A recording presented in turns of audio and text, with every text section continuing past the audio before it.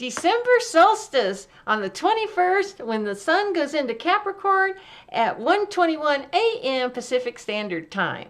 Now this is a great time to really go deep down inside and connect with your heart. And Capricorn is a cardinal earth, so really think about what you want physically. What do you want to manifest in 2025, especially that first 3 months? And what do you want to continue with? What have you built good foundations, but you want to keep going? Or what do you want to just toss out and move along?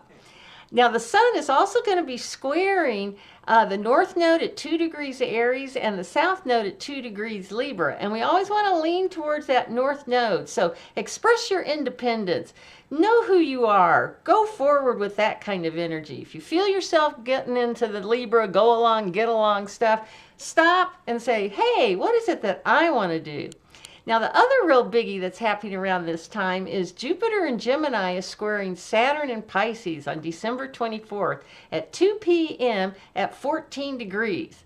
So if you have any personal planets between, say, 12 and 16 of the mutable signs, that's Gemini, Pisces, Sag, and Virgo, you're going to feel this even more personal.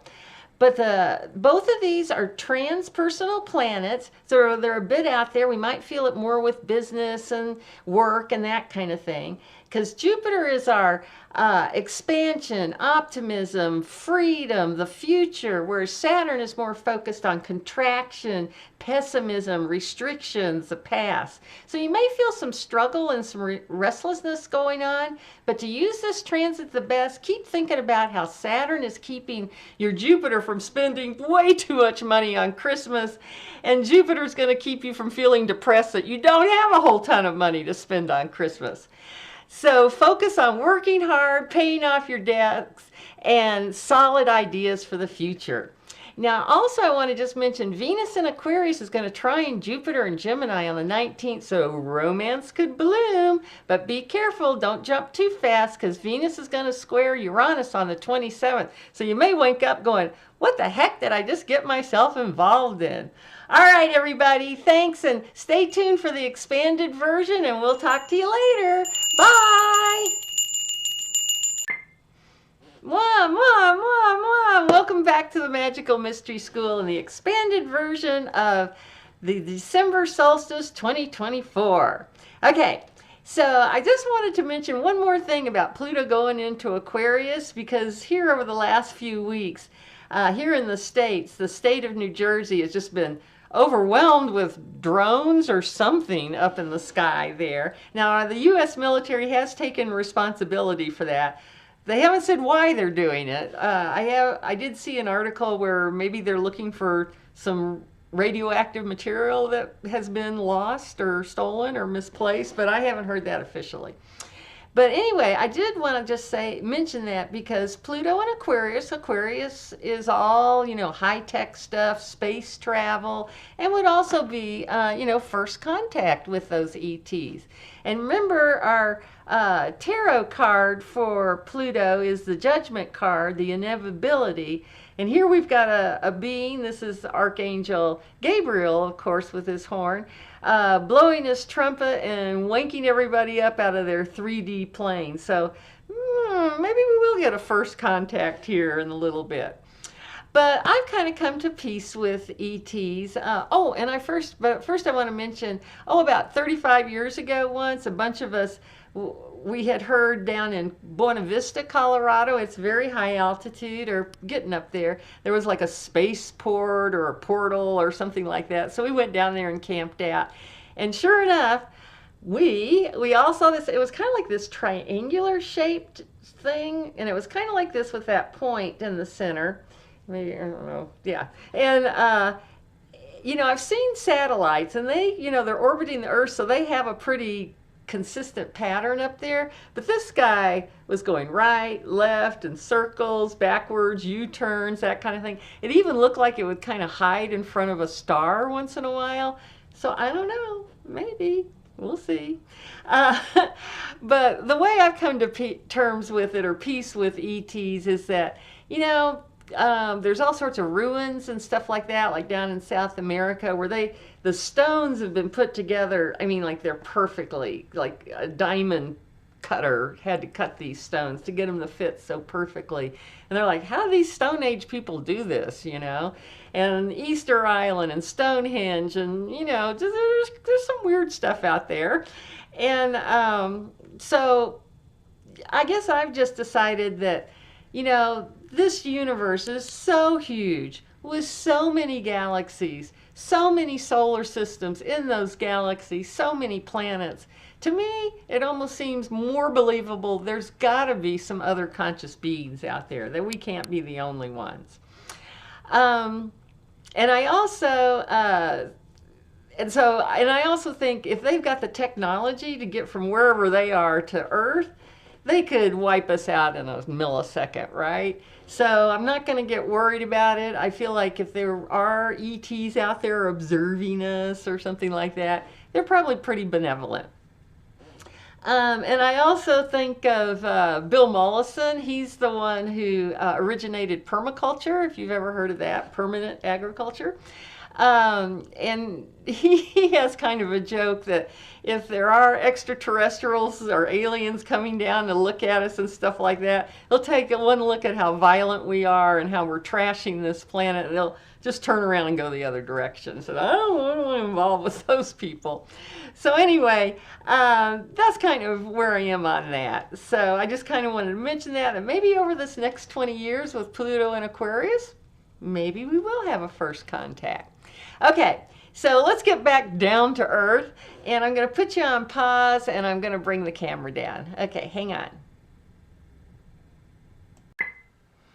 Okay, so here we are with our wheel and with the sun right here going right into Capricorn, right? And I'm going to put this nice shiny thing here so we can all remember that we're thinking about the solstice on December 21st here.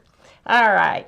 Now this is also called the world axis all along any of these cardinal signs. And remember, it's cardinal fixed mutable, cardinal fixed mutable, cardinal fixed mutable, cardinal fixed mutable.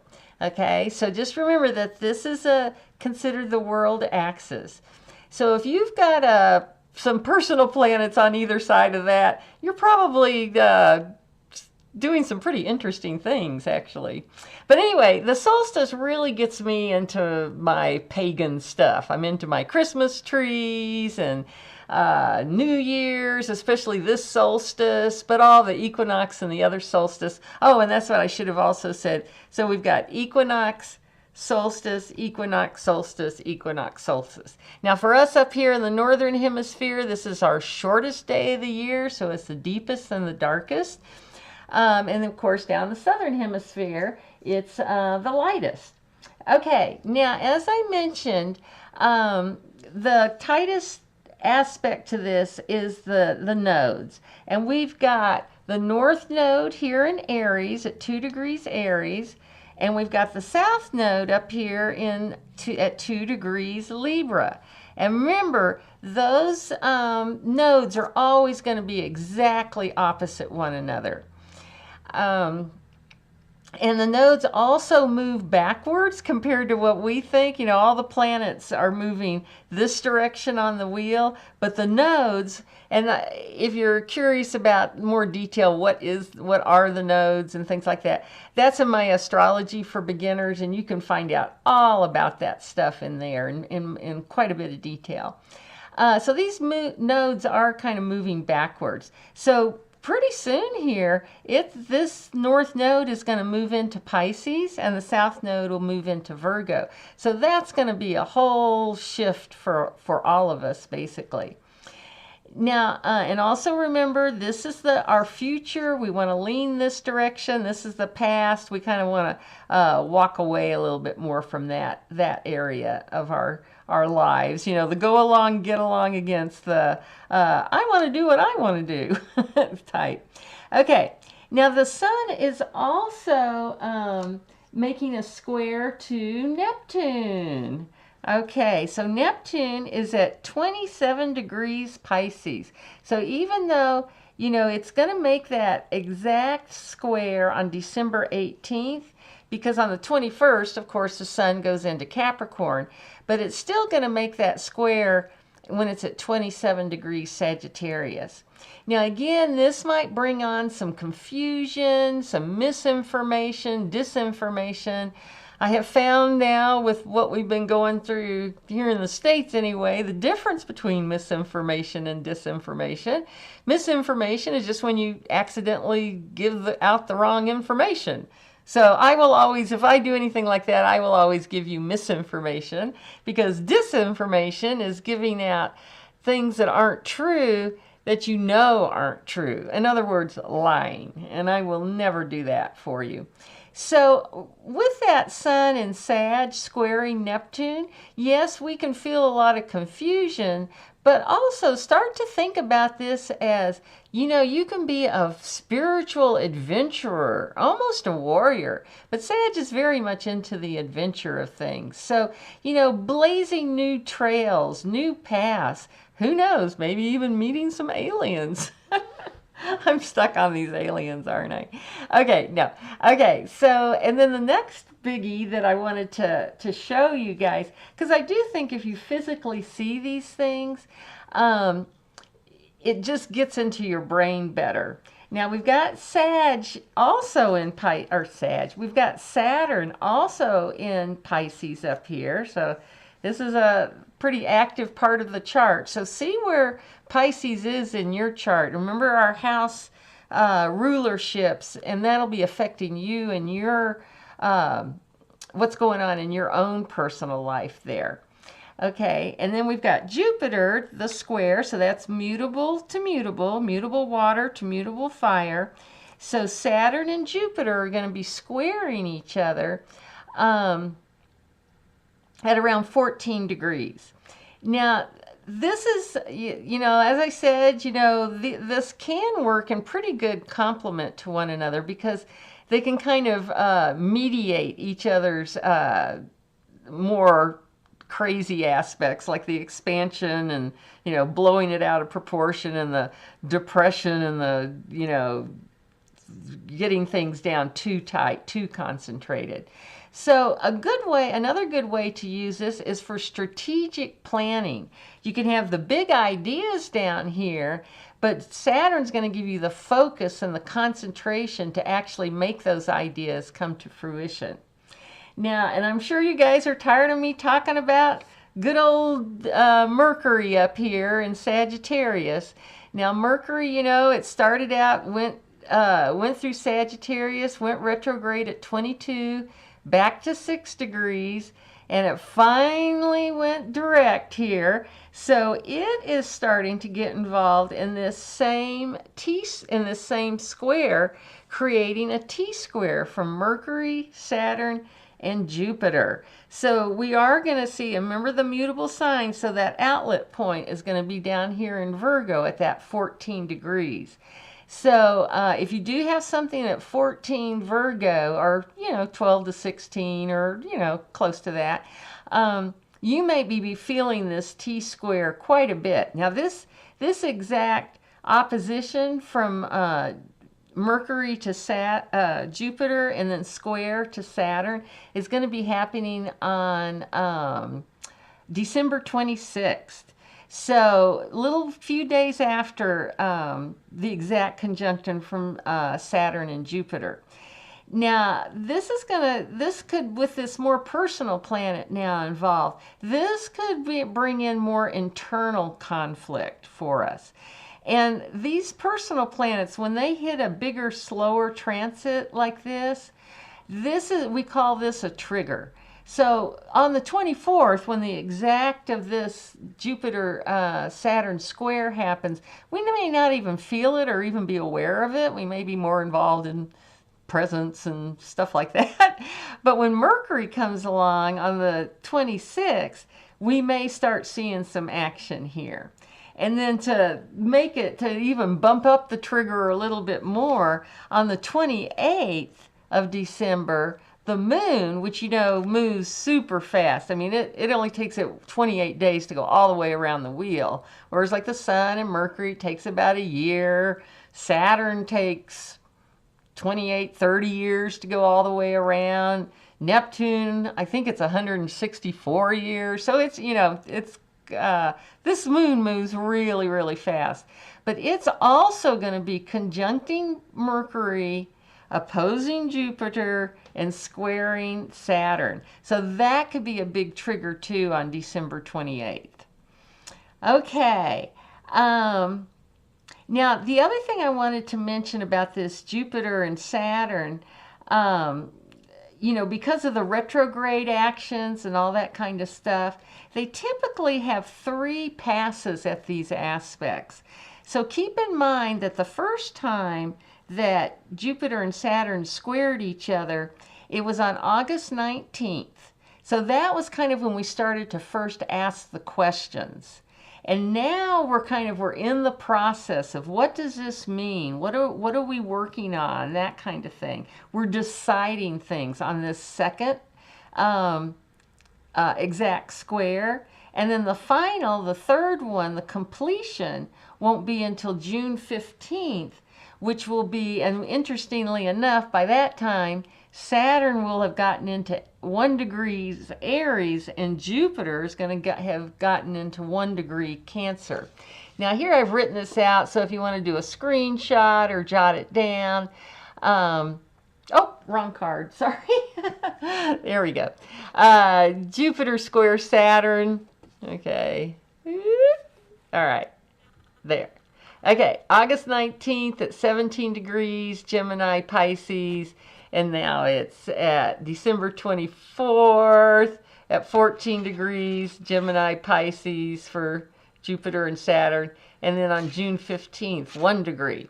And that's really going to bring on some real changes in everybody's life when these planets change signs. But let's see. Well, we'll get a few bells here, but we'll keep moving on through it.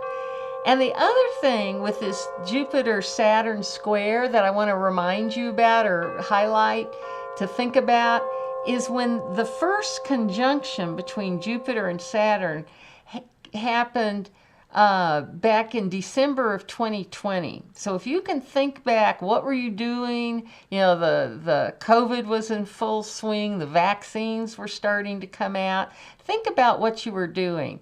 Because just remember the cycle of conjunction, square, opposition, square, conjunction, square, opposition, square. That cycle is going on in every transit, you know, whether it's a real short transit or a real long one or a longer one like this one.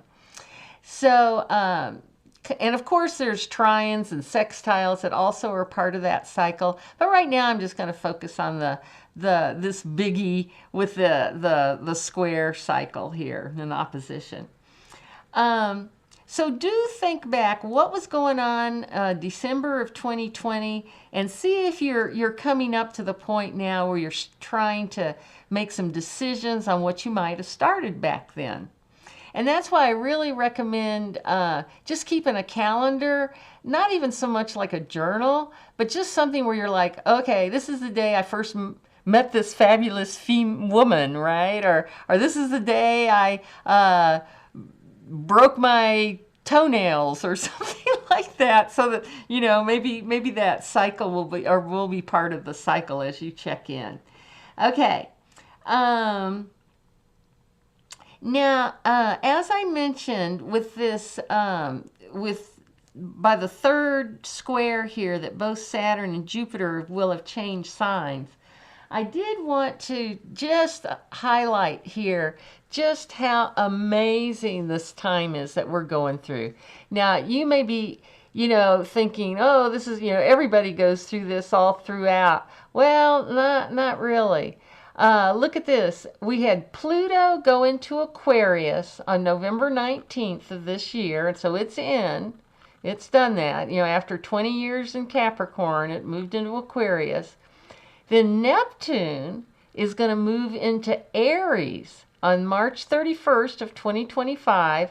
Then, you know, and it'll go back and forth, and be fully into Aries on in January of 26. And then here comes Uranus. It's going to change signs also July 7th of 2025, and again fully be into Gemini on the April of 2026. So I'm kind of dubbing the year of 2025 the wobble year, when everything's going back and forth here. And the other thing that astrologers are very excited about is this with Pluto in Aquarius and Uranus and Gemini, that's air. So yeah, they've been making a trine, air to air. They have been making a Earth, Capricorn, Uranus right now is in Taurus, an Earth trine. So we have been seeing some, physical manifestations of this. But boy, when Pluto and Uranus both get into air signs, we're going to see some action, I think. So feel free to take a screenshot of that. And then also, just to go back to our square here, okay, let me get my big pink finger out of the way here. Saturn goes into Aries May 26th of 2025, but we'll go retrograde back into Pisces a little bit and then fully be into Aries February of 26. And then Jupiter is going to go into Cancer, and it won't retrograde back out. It's going to fully go in June 10th of 2025. So anyway, I was watching some amazing astrologers, Rick Levine, and I forget the guy, he's a UK astrologer, and and both of them, I can't remember which one, they were talking about all these huge changes going on. He said he went back 6,500 years and didn't find a time when the astrology was in such flux like it's changing right now. So everybody, hang on to your hat, just enjoy life the best you can. Remember to keep, the higher your vibration, the better off you're going to be. So bye everybody, and just remember, from there to here, from here to there, funny things are everywhere, and maybe even up there. Okay, bye.